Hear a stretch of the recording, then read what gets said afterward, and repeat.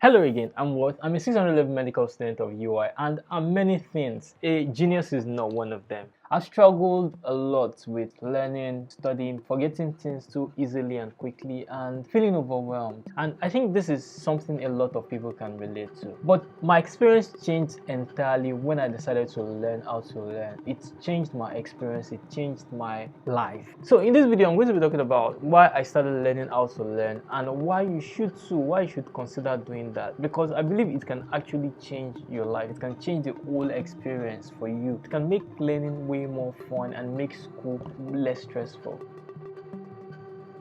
In secondary school, I understood things reasonably well. When I get taught a topic or when I read a topic, I find it quite easy to understand this topic. But one thing I noticed then was I forget things a lot. I forget things too easily. When I read a topic, after a while, I probably get quizzed on that topic and I realize I've forgotten a lot of it. And it just was frustrating. How could I have spent so long trying to read this topic and then realizing maybe days later or weeks later that I have forgotten almost everything there is in the topic, or almost everything I learned in the topic. This frustration was there, but I kind of found my way to go through it through secondary school. I actually did quite well in my 100 level. I was studying the way I knew how to. It was a brute force approach to studying. I just kept rereading what I've read before. When the exam is coming, I go over the slide again and again. It worked. It actually worked because 100 level was not so much compared to what I started doing in my actual medical school years, because 100 level is when we do preliminary sciences, we do normal science,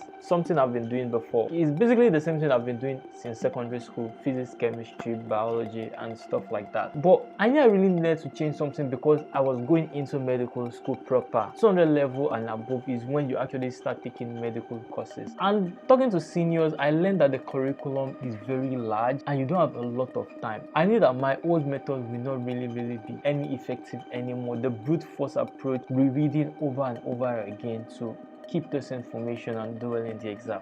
And I really wanted to do well, coupled with the fact that I did not just want to do medicine. I did not just want to be a medical student. I really actually needed to do other things. I needed to do something that would make me money to sustain myself in school. By the end of your university years, it's good that one has come out with something more than just the degree, and I knew that from the onset. So I knew that I did not just want to finish medical school with only my medical degree, which made it very important for me to actually learn how to learn. So how did I start learning to learn? How I started was watching videos. I started watching videos on how to learn. I was, let's say, a bit obsessed with how the brain works, how memory happens, how we form information, how this information are linked together, why some people forget more than others, why some people are more intelligent.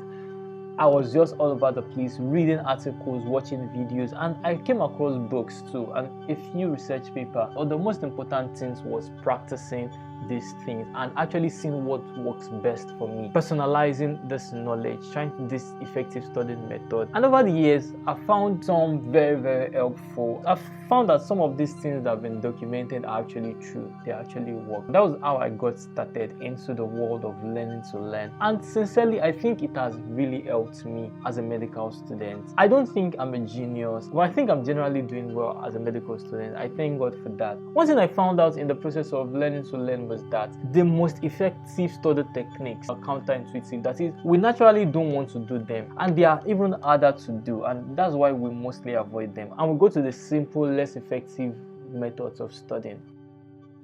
So why am I actually making this video at this time? I'm making this video because I noticed recently that I've become a little rusty. I stopped actively learning how to learn or checking my study technique to make it better, and I just kept using what I've built over the years. But then I thought to myself, I should actually go back to these things because I noticed how well I improved when I started it, and how it helped me in school. Not just helped my grade, but also give me this confidence and peace of mind. I knew what to do to get what I wanted, and it just made school more peaceful and gave me time and avenue to do other things outside school. So recently I embarked back on the journey again to learn, but this time I don't want to do it alone. I thought to share it since I have this wonderful community of over 60,000 people. I think it would be nice and wise to share with you. So yeah, I want you to join me on this journey. If you are very interested in it and you don't mind reading a book, I would recommend Make It Stick, which is like one of the best book that's been written that documents empirical research on the subject of learning. And the other book I'd recommend is a book on habit, because habit is as important, not just the learning, but the habit of actually learning and the habit of doing the hard work, when most people will shy away from it. So for habits, I'll recommend Atomic Habit. Yeah, thank you for watching, and I'll see you in the next one. Don't forget to subscribe. Please subscribe to the channel, and bye bye.